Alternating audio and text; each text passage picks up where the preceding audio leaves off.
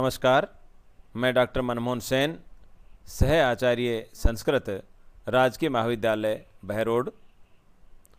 आज हम BA part द्वितीय संस्कृत विषय के प्रथम प्रश्न पत्र के अंतर्गत ईशावास्योपनिषद का आगे अध्ययन करेंगे और इससे पूर्व जो व्याख्यान हुए उनमें उपनिषद ईशावास्योपनिषद के अनुसार यह बतलाया गया कि आत्मा का ज्ञान प्राप्त करना कोई सामान्य बात नहीं है। जो विशेष ज्ञान रखने वाला इस तत्व को समझ लेता है उसे वस्तु और आत्मा की एकता का भान हो जाता है। फिर भी उसे किसी के भी प्रति दुख, शोक या मोह नहीं रहता। वह ऐसी स्थिति में पहुंच जाता है जहां केवल मात्र आनंद ही आनंद है। अब अगला मंत्र है स पर्यगात् शुक्रम अकायम अवृणम अस्नाविरम शुद्धम अपाप विद्धम कवीर मनीषी परिभू स्वयंभूयार्थात् तथ्यतो अर्थान व्यदधात् शाश्वती भय समाभ्य। इस मंत्र में आत्मा के स्वरूप का निरूपण किया गया है। कुछ जटिल जरूर है, आपको ध्यान से इसका अर्थ देखना है, इसके भाव को समझना है। वह आत्मा किस प्रकार का है, वह परमात्मा कैसा है, जैसा मनीषियों ने अनुभव किया उसके अनुरूप ही उसके कुछ लक्षण यहाँ बतलाए गए हैं। स वह परमात्मा, वह आत्मा शुक्रम तेजयुक्त है, अकायम काया या शरीर से रहित है, शरीर से शून्य है। अकायम न काय विद्यते यस्य तत् अकायम। अवृणम, अवृणम का अर्थ है किसी भी प्रकार के छिद्र, घाव या रोग से रहित। न विद्यते वृणम यस्य तत्, रोग से रहित है। अस्नाविरम, स्नायुओं से रहित है, किसी प्रकार की शिराएं, नाड़ी, स्नायु, त्वचा आदि नहीं है। शुद्धम, वह परमात्मा निर्मल है, पवित्र है, शुद्ध है। अपाप विद्धम, निष्पाप है। न पापिन विद्धम, पाप से स्पृष्ट नहीं है, पाप प्रिय भी नहीं है, पाप भी नहीं करते हैं और निष्पाप हैं। पर्यगात्, और सब ओर गए हुए हैं। पर्यगात्, सब ओर गए हुए हैं अर्थात सर्वत्र व्याप्त हैं। इस प्रकार की वह परमात्मा का स्वरूप है। कवि ही जो क्रांत दृष्टा है, सर्वज्ञ है। मनीषी ही सब जीवों के मनों की वृत्ति को जानने वाला है। परिभू, जो सबको व्याप्त करके स्थित है, सबको वश में करने वाला है, सर्वोत्कृष्ट है। स्वयंभू, स्वयं ही सत्तावान है, जिसका संयोग से उत्पत्ति, वियोग से विनाश, माता पिता, गर्भवास, जन्म, वृद्धि, मरण नहीं होते, वह परमात्मा है। स्वयंभू मतलब स्वयं ही सत्ता से युक्त है, स्वयं ही अस्तित्व से युक्त है। शाश्वतीभ्य समाभ्य, और उस परमात्मा ने ही, जो इस तरह की लक्षणों से युक्त है परमात्मा, उसने ही शाश्वतीभ्य, सनातन, सदैव रहने वाले अर्थात अनादि स्वरूप, समाभ्य वर्षों या प्रजाओं के लिए यथा तथ्यतः यथार्थ रूप से वास्तविक रूप से अपने अपने कर्मों के अनुसार और भोग के अनुसार ही अर्थान पदार्थों को वेददात निर्मित किया है या बनाया है।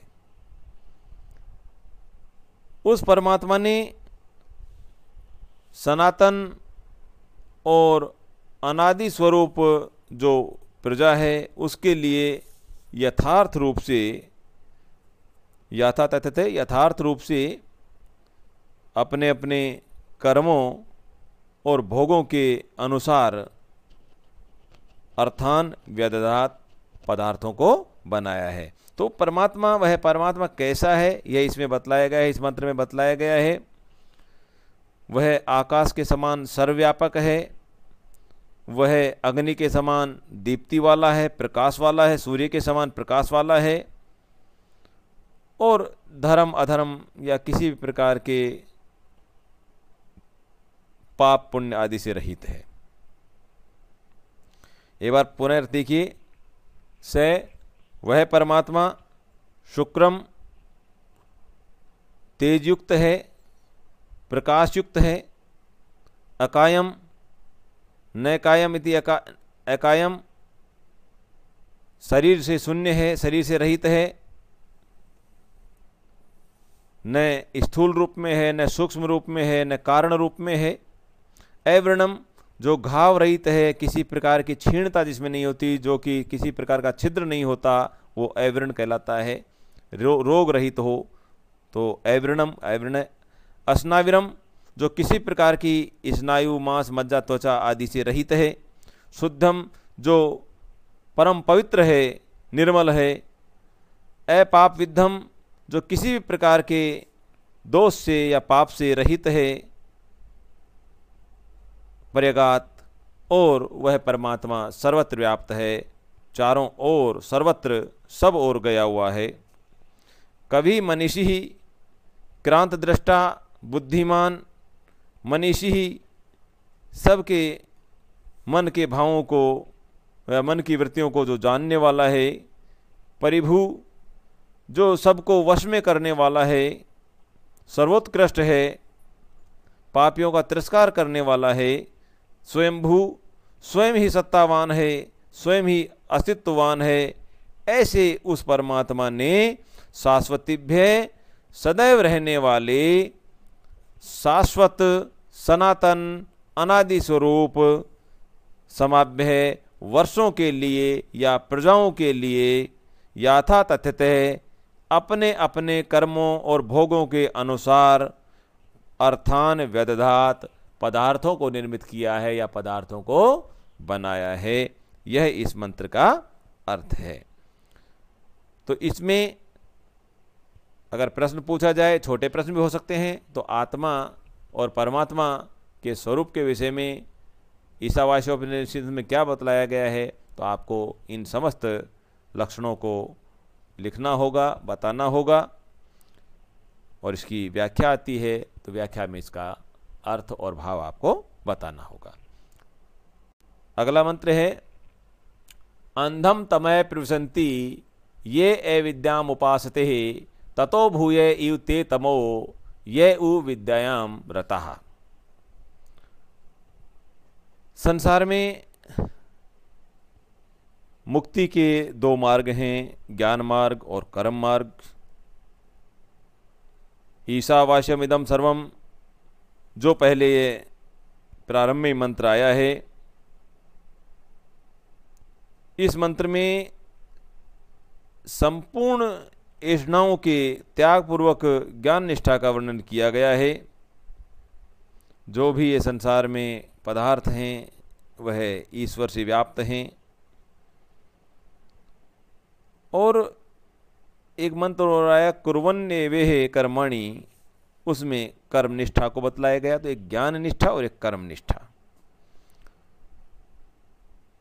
यह उनके लिए है जो अज्ञानी और जीवित रहने की इच्छा वाले हैं, तथा जिनके लिए ज्ञान निष्ठा संभव नहीं है। जो कर्मनिष्ठ कर्मठ लोग कर्म करते हुए ही जीवित रहना चाहते हैं, उनसे यह कहा गया है इसमें, अंधम तमह प्रविशन्ति ये अविद्याम उपासते ततो भूय इव ते तमो ये उ विद्याम रता।